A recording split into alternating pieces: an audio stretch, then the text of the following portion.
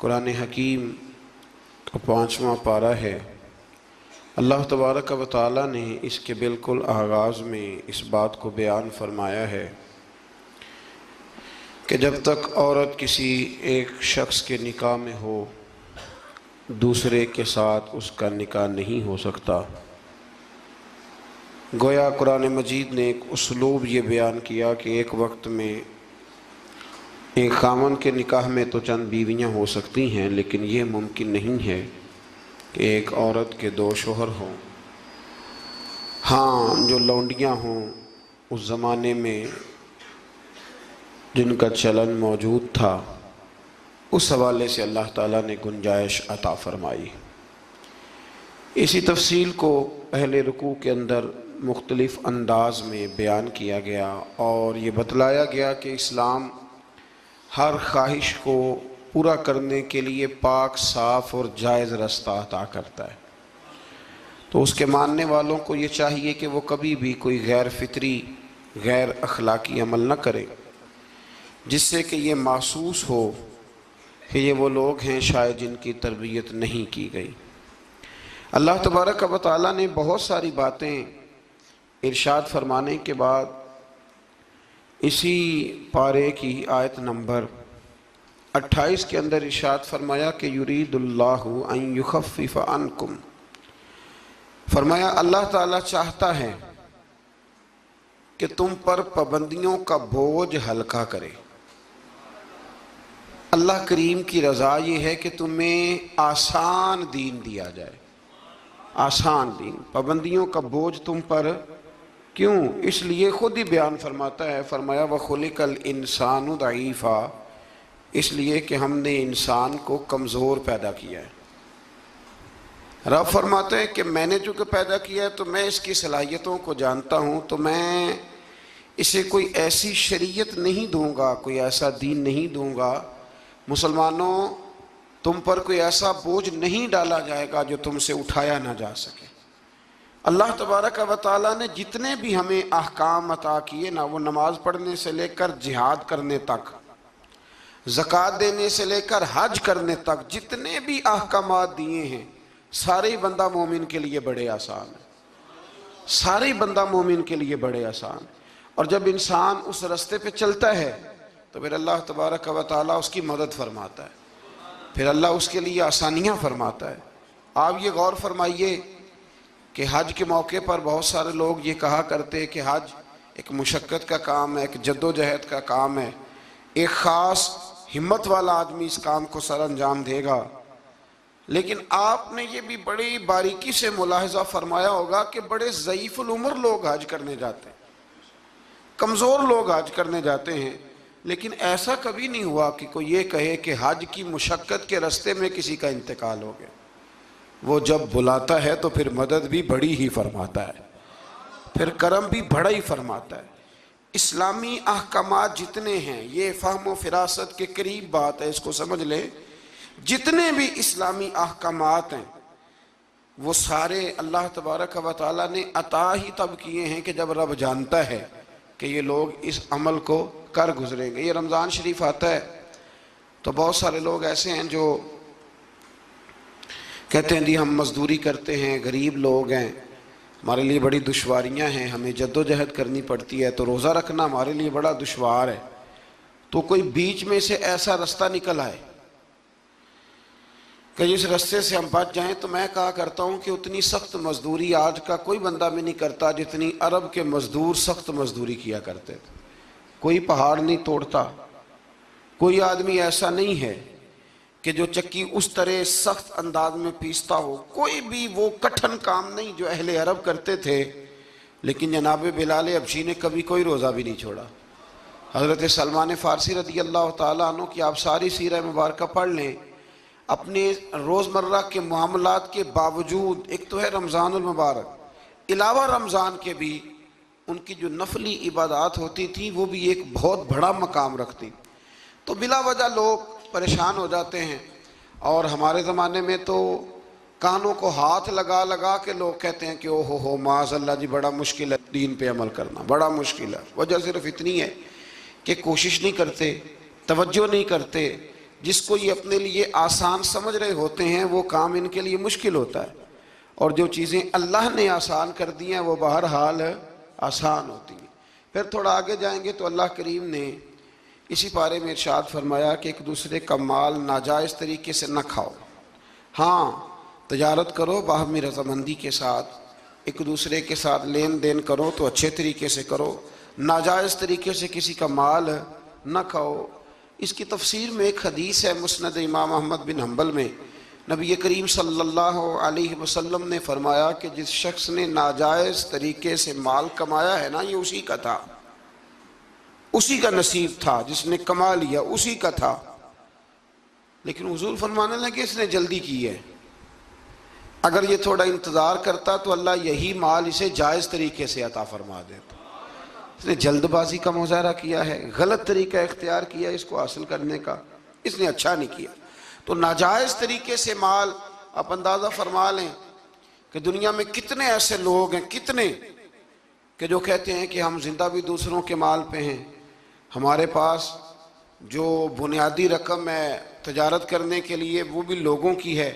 لوگ چاہتے ہیں کہ دوسروں کے مال پر وہ اپنا قد اونچا کریں، اللہ تبارک و تعالیٰ نے اس بات سے سختی کے ساتھ منع فرما دیا۔ آیت نمبر 31 کے اندر اللہ تبارک و تعالیٰ نے ارشاد فرمایا کہ بڑے گناہوں سے بچنا، کبیرہ گناہوں سے بچنا، جو چھوٹے گناہ ہوں گے وہ تو اللہ اپنے فضل سے معاف فرما دے گا، لیکن تم کبیرہ گناہوں سے بچنا۔ کبیرہ گناہ کون سے ہیں؟ قتل سے بچنا، بہتان ترازی سے، پاک باز لوگوں پر بہتان لگانا کبیرہ گناہ، کبیرہ گناہ، قتل کبیرہ گناہ ہے، اور بہتان ترازی حدیث صحیح میں موجود ہے۔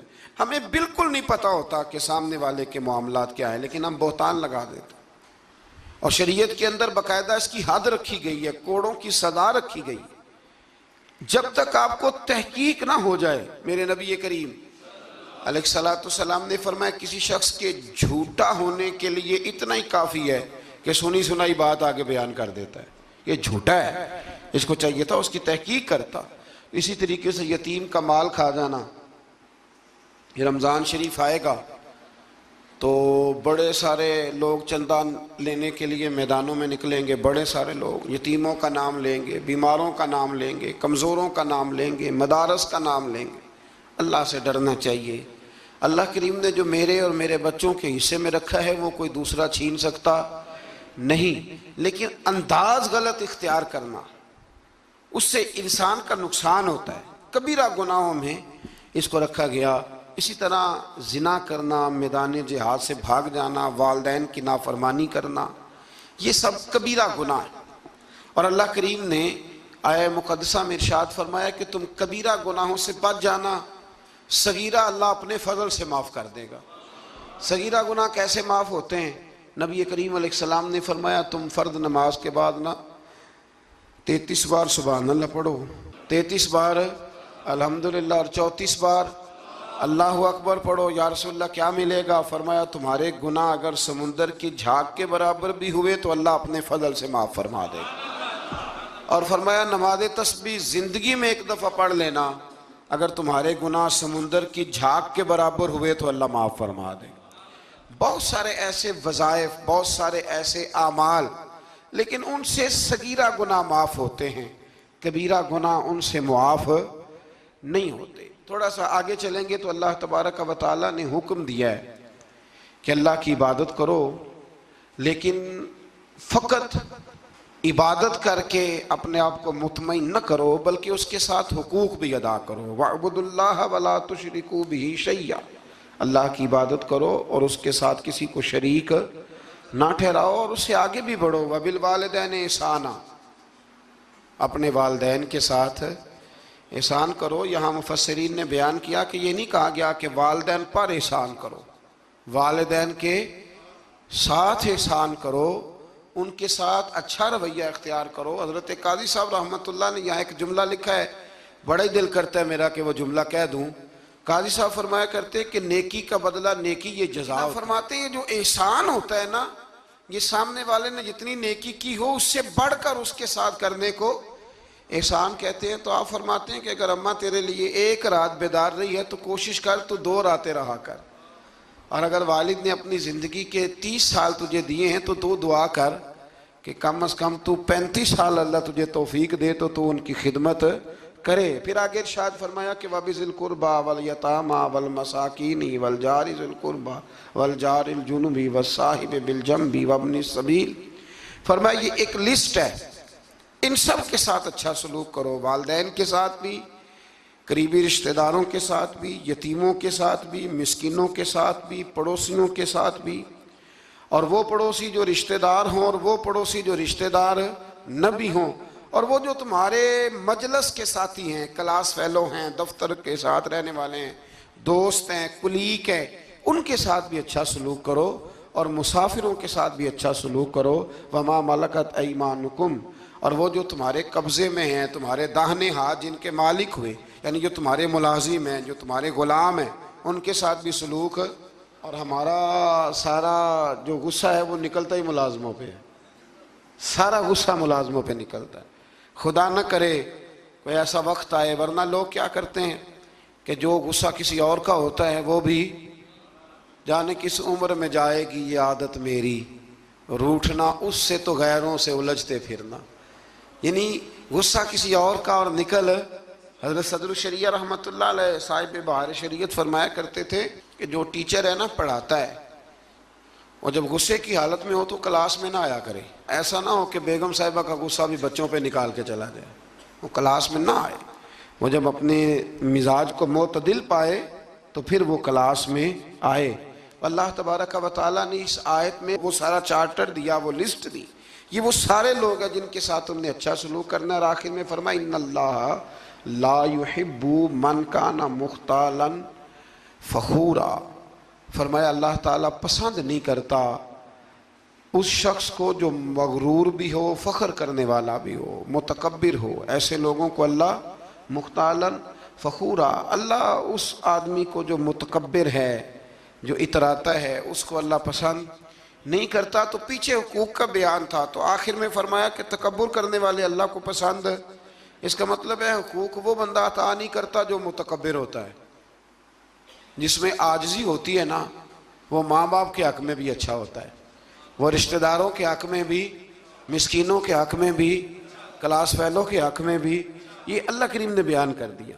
فرمایا جو متکبر ہوتا ہے وہ کسی کے حق میں بھی اچھا نہیں ہے۔ آخر میں تکبر کا ذکر کرنے کا معنی یہ ہے کہ وہ بندہ اگر عاجزی والا ہو تو پھر وہ سارے حقوق صحیح طور پر ادا کر لے گا۔ تھوڑا سا آگے بڑھ کے اسی پارے میں اللہ تبارک و تعالیٰ نے بخل کی، کنجوسی کی مذمت فرمائی۔ فرمایا کچھ لوگ ایسے ہیں جو بخل کرتے ہیں اور دوسروں کو بھی بخل کرنے کا حکم دیتے ہیں، اور جو اللہ نے انہیں اپنے فضل سے دیا اس کو چھپاتے ہیں۔ یہ آیت نمبر 37 ہے۔ آپ کو بہت سارے لوگ معاشرے میں ایسے ملیں گے جو آپ کو مشورہ دیں گے، چھوڑو یار، یہ ان لوگوں کا تو کام ہے چندے جمع کرنا، یہ تو کام ہے ان لوگوں کا، یہ آ جاتے ہیں ویلفیئر سوسائٹی والے، یہ آ جاتے ہیں سڑک بنانے والے، اسکول والے، یہ لوگ آ جاتے ہیں، تو یہ مشورہ دیا جاتا ہے، خود بھی بخل کرتے ہیں اور لوگوں کو بھی بخل کا مشورہ دیتے ہیں۔ یاد رکھے اللہ تبارک و تعالیٰ جب آپ کو آپ کی ضروریات سے زیادہ دیتا ہے نا، اس کا مطلب ہے کہ پھر اللہ نے آپ کو کسی کے لیے بانٹنے کے لیے دیا ہے۔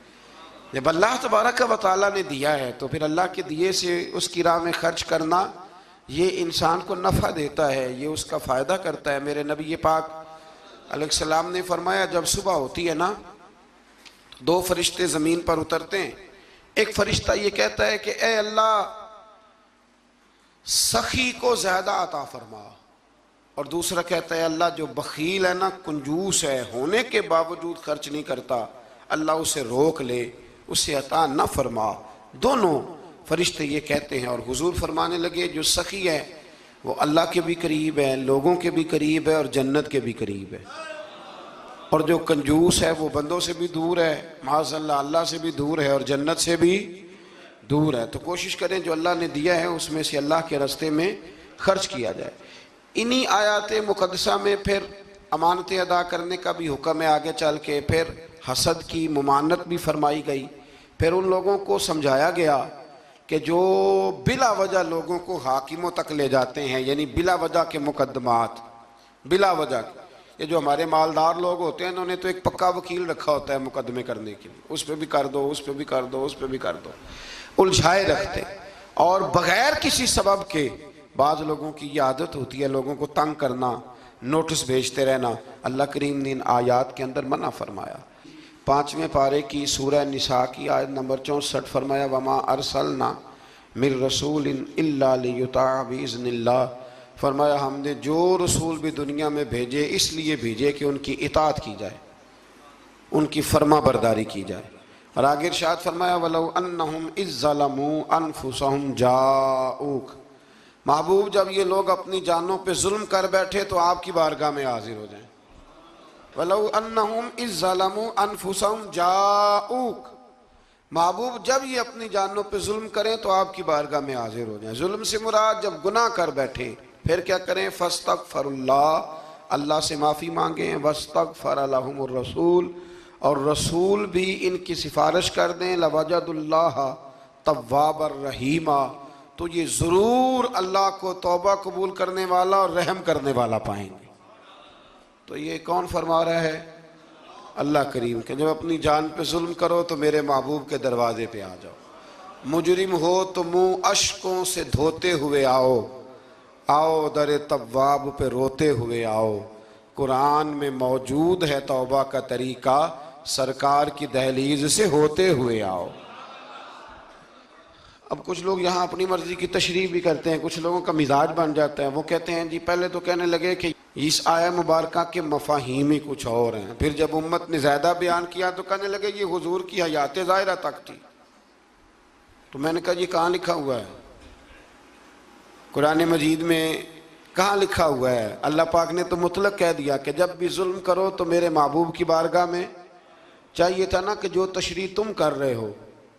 اللہ کریم انہی الفاظ کے ساتھ بیان فرماتے کہ زندگی میں جانا بعد از وصال نہ جانا۔ تو جب اللہ کریم نے اس حکم کو مطلق رکھا، مسند امام احمد بن حنبل میں حدیث ہے، خلیفہ عبد الملک بن مروان کہتا ہے کہ میں رات کے وقت نا نبی کریم علیہ السلام کے روضہ اطہر کی طرف نکلا تو میں نے ایک شخص کو نا حضور کی قبر انور پر لیٹے ہوئے دیکھا، اور کس طرح لیٹے تھے کہ اپنے رخسار نبی پاک علیہ السلام کی قبر کے ساتھ وہ رگڑ رہے تھے۔ تو کہتے میں نے ان کو ٹھوکر ماری، میں نے کہا تمہیں پتہ ہے تم کیا کر رہے ہو؟ کہتے جب انہوں نے چہرہ اٹھایا تو میں حیران ہی ہو گیا کہ وہ عام آدمی نہیں، وہ تو حضرت ابو ایوب انصاری ہیں، اور کہنے لگے مجھے پتہ ہے میں کیا کر رہا ہوں، میں کسی بت اور پتھر کے پاس نہیں آیا، میں اپنے رسول کے پاس حاضر ہوا، حضرت ابو ایوب انصاری۔ یہ انداز دیا ہے ہمیں صحابہ نے۔ حضرت مولا کائنات شیر خدا علی المرتضیٰ رضی اللہ تعالیٰ عنہ فرماتے ہیں حضور کے وصال کو تیسرا دن تھا، بڑی تکلیف تھی، بڑا غم تھا، دکھ ابھی تازہ تھا، میں حضور کی قبر انور سے تھوڑے سے فاصلے پر بیٹھا تھا، امام قرطبی نے اس کو لکھا ہے۔ تو کہتے ہیں ایک شخص آیا اور مجھ سے آ کے پوچھتا ہے کہ نبی پاک علیہ السلام کہاں ہیں؟ کہتے چونکہ زخم تازہ تھا، 3 دن گزرے تھے، تو میں رو پڑا، میں نے کہا وہ جو سامنے مزار پر انوار ہے نا قبر اطہر، وہ میرے نبی پاک کی ہے۔ تو کہتے ہیں وہ حضور کی بارگاہ میں آیا اور اس نے مٹی اٹھا کے اپنے سر پہ ڈالی، عرض کرنے لگا یا رسول اللہ صلی اللہ علیہ وسلم، رب فرماتا ہے ظلم کر لو تو میرے محبوب کی بارگاہ میں آؤ، تو میں تو آ گیا ہوں، مجھ سے غلطی ہو گئی، بھول گیا تو حضور میں آ گیا ہوں، تو آپ نے پردہ کر لیا، میں کدھر جاؤں؟ حضرت علی فرماتے ہیں وہ اس درد سے رویا کہ میں بھی رو پڑا۔ آپ فرماتے ہیں مجھے اللہ کی عزت کی قسم میں نے اپنے کانوں سے سنا، حضور کی قبر انور کے اندر سے آواز آئی، او اعرابی چلا جا، اللہ نے تیرے سارے گناہ معاف فرما دیے۔ مجرم ہو تو منہ اشکوں سے دھوتے ہوئے آؤ، آؤ در تواب پہ روتے ہوئے آؤ۔ قرآن میں مذکور ہے توبہ کا طریقہ، پر سرکار کی دہلیز سے ہوتے ہوئے آؤ۔ اور پھر بالکل متصل اس سے آگے فرمایا فَلَا وَرَبِّكَ لَا يُؤْمِنُونَ حَتَّى يُحَكِّمُوكَ فِي مَا شَجَرَ بَيْنَهُمْ۔ کیا انداز ہے! اور اس انداز کی یہ قرآن مجید میں شاید انفرادی آیت ہو۔ فرمایا محبوب مجھے تیرے رب کی قسم، عجیب انداز ہے نا قسم اٹھانے کا، اے محبوب مجھے تیرے رب کی قسم، یہ انوکھا انداز ہے۔ قرآن مجید کا۔ فرمایا محبوب مجھے تیرے رب کی قسم یہ لوگ اتنی دیر تک مومن نہیں ہو سکتے جب تک اپنی ہر بات میں تیرا فیصلہ قبول نہیں کر لیتے۔ بڑا معروف واقعہ ہے لیکن یہاں اس کا ذکر کرنا بھی بڑا ہی ضروری ہے۔ ایمان اور عقیدے کے لحاظ سے وہ اتنا زرخیز واقعہ ہے، اتنی خوبصورت ٹھنڈک ہے کہ جو دل کو، آنکھوں کو، کلیجے کو سکون دیتا ہے۔ ایک منافق کا اور ایک یہودی کا جھگڑا ہو گیا۔ وہ جو منافق تھا نا وہ کلمہ پڑھتا تھا، منافق کہتے ہیں اس کو ہیں جو اپنی زبان سے کلمہ پڑھے اور اندر اس نے نفاق چھپایا، وہ دونوں کا جھگڑا ہو گیا۔ نبی کریم علیہ السلام کی بارگاہ میں حاضر ہوئے تو حضور نے فیصلہ یہودی کے حق میں دیا، کلمہ گو کے حق میں نہیں دیا، اس منافق کے حق میں۔ وہ نہ کہنے لگا جی میں تو فیصلہ حضرت عمر سے کراؤں گا۔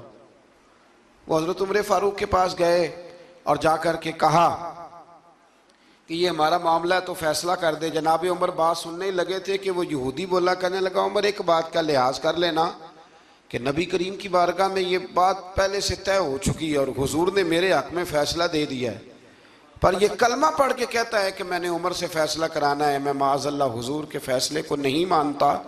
جناب عمر فرمانے لگے بیٹھو پھر میں ابھی آیا۔ حضرت عمر اندر تشریف لے گئے اور تلوار لائے اور تلوار اٹھاتے ہی اس منافق کی گردن اتار دی۔ فرمایا جو میرے نبی کا فیصلہ نہ مانے عمر کی تلوار اس کا فیصلہ کر دیا کرتی ہے۔ شور ہو گیا جیسے آج لوگ شور کرتے ہیں، کلمہ گو کو ایسے کہہ دیا، کلمہ گو کو یہ، وہاں بھی شور ہو گیا کہ کلمہ گو مار دیا جی عمر نے، کلمہ پڑھنے والا مار دیا، کلمہ پڑھنے والا مار دیا، مسلمان مار دیا، وہ تو کلمہ پڑھتا تھا۔ جب بہت شور ہوا تو اللہ تعالیٰ نے قرآن مجید کی یہ آیت نازل فرمائی، فرمایا محبوب کون سا کلمہ اور کون سا اس کا ایمان؟ ایمان تو تب مکمل ہوگا جب تیرے فیصلے قبول کریں گے۔ کلمہ پڑھنے سے تھوڑی ایمان مکمل ہوگا جب تک تیرا فیصلہ ہی قبول نہیں کرتے۔ تو جس کا رب ہی ایمان قبول نہ کرے، لوگوں کو کیا ضرورت ہے شور کرنے کی کہ بڑا ایمان والا ہے؟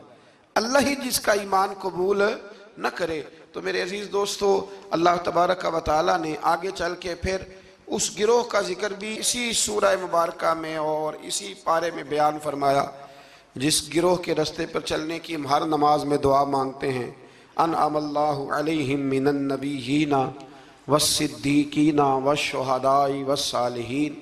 فرمایا وہ جو تم ہر نماز میں کہتے ہو نا صراط الذین انعمت علیہم، تو انعام یافتہ لوگ اس سورہ مبارکہ نے آیت نمبر 69 میں بیان کیے۔ فرمایا وہ انبیاء ہیں، صدیقین ہیں، شہداء ہیں، صالحین ہیں، اور انداز دیکھیے کتنا شاندار ہے قرآن کا۔ فرمایا وَحَسُنَ أُولَئِكَ رَفِيقًا،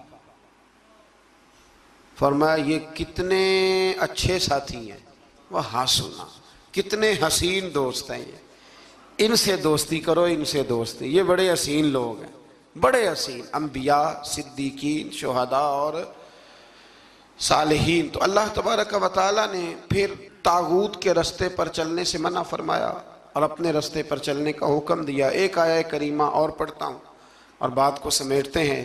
اسی قرآن مجید کی سورہ نساء میں اسی پارے میں آیت نمبر 82 میں اللہ کریم نے قرآن کی، اسلام کی اور دین کی ایک اور صداقت کو بیان کیا۔ فرمایا افلا یتدبرون القرآن، کیا یہ لوگ قرآن میں غور نہیں کرتے، تدبر نہیں کرتے، توجہ نہیں کرتے قرآن میں؟ فرمایا وَلَوْ كَانَ مِنْ عِنْدِ غَيْرِ اللَّهِ، اگر یہ اللہ کے علاوہ کسی اور کی طرف سے ہوتا لَوَجَدُوا فِيهِ اختلافاً كَثِيرًا، تو یہ اس میں بڑا سخت اختلاف پاتے، یہ اس میں پاتے کہ بہت ساری جگہوں پہ متضاد باتیں ہیں، کہیں کچھ کہا جا رہا ہے اور کہیں کچھ کہا جا رہا ہے۔ قرآن مجید ایک دم نہیں آیا، جو کتاب ایک دم لکھی جاتی ہے نا اس میں اختلاف نہیں ہوتا، 23 سالوں میں آیا ہے۔ لیکن جو بات پہلے دن بیان ہو رہی تھی غار حرا میں، آخری دن حجت الوداع میں بھی وہی بات بیان ہو رہی ہے، تو سمجھ لیں کہ جب 23 سالوں کے اندر ایک جملے کا، ایک فکرے کا تضاد قرآن میں نہیں آیا تو پھر یہ کسی غیر کا کلام نہیں، یہ اللہ ہی کا کلام ہے۔ تو قرآن مجید میں الحمد سے لے کر والناس تک کسی بات میں کوئی تضاد نہیں۔ آج بھی کئی کتابیں بڑے بڑے زبردست لوگ لکھتے ہیں، بڑے بڑے اچھے ادیب لکھتے ہیں، بڑے بہترین صاف ستھرے قلم والے لوگ جن کو شستہ لکھنا آتا ہے، صاف ستھرا لکھتے ہیں، شعر و شاعری سے ان کا اچھا شغف ہوتا ہے، لیکن ان کے نظریے کی کئی دفعہ سمجھ نہیں آتی، پہلے صفحے پہ کچھ اور کہہ رہے ہوتے ہیں، بیچ میں جا کے وہ لفظوں کا ہیر پھیر تو ٹھیک ہوتا ہے لیکن جملوں کی کوئی ترتیب نہیں ہوتی۔ بڑے بڑے عمدہ لوگ آپ کو ملیں گے کہ ان کی باتوں میں تضاد ہوتا ہے، گفتگو کے اندر بہت ساری چیزیں آپ کو ایسی مل جاتی ہیں، کیونکہ کمزور ہے نا، انسان ہے، انسان کبھی کچھ کہتا ہے اور کبھی کچھ کہتا ہے، اس لیے انسان کی اور رب کریم کی تخلیق اور گفتگو میں بڑا فرق ہے۔ حضرت حکیم الامت مفتی احمد یار خان صاحب نعیمی رحمۃ اللہ علیہ نے یہاں ایک بات بڑی شاندار بیان فرمائی۔ آپ فرماتے ہیں کہ انسان نے ٹرین تو بنا لی ہے پر کوئی انسان چیونٹی نہیں بنا سکا۔ ٹرین بڑی ہوتی ہے نا، بلکہ بہت بڑی ہوتی ہے، اور چیونٹی اس کے مقابلے میں چھوٹی ہوتی ہے، تو فرماتے ہیں کہ ٹرین بنا لی ہے پر آج تک کوئی بندہ چیونٹی، فرمانے لگے بڑے بڑے اس نے بلب بنا لیے، لائٹیں بنا لی، بڑا کچھ کر لیا، پر جگنو بنا سکا؟ جگنو بڑا چھوٹا ہوتا ہے، تو اس نے بڑا کچھ بنا لیا ہے پر جگنو نہیں بنا سکا۔ تو سمجھ میں یہ بات آتی ہے، شعور میں یہ بات بیٹھتی ہے کہ اللہ کی تخلیق صرف اللہ ہی کی ہے۔ کسی بندے کی تخلیق، حالانکہ وہ بھی اللہ کی دی ہوئی عقل سے کچھ تخلیق کرتا ہے، اگر کرتا ہے اللہ کے دی ہوئی طاقت سے کرتا ہے، لیکن رب کریم کی تخلیق کے قریب بھی کوئی چیز جا سکتی۔ تو اگر ہمیں بندوں کا کلام بڑا فائدہ دیتا ہے، حضرت میاں محمد بخش صاحب رحمۃ اللہ علیہ کا کلام پڑھا جائے، چونکہ ہمیں سمجھ آتی ہے تو اس کا سحر طاری ہو جاتا ہے۔ اسی طریقے سے اگر کوئی اچھا باعمل عالم گفتگو کرے تو دل پہ بات اثر کرتی ہے، اور میرے رسول کریم اگر کلام فرمائیں تو حضرت انس بن مالک فرماتے ہیں حضور گفتگو کرتے تھے قیامت کے بارے میں، تو لگتا تھا اٹھ کے باہر جائیں گے تو قیامت آ جائے گی۔ تو یہ ساری باتیں اگر اثر رکھتی ہیں تو پھر بتائیے اللہ کا قرآن کتنا اثر رکھتا ہے۔ اس میں تدبر کریں، اس میں غور کریں، اس میں فکر کریں، تو انشاءاللہ اللہ تبارک و تعالی بہت سارے راستے آسان کرے گا۔ اللہ سمجھنے کی توفیق عطا فرمائے۔ آخر دعوانا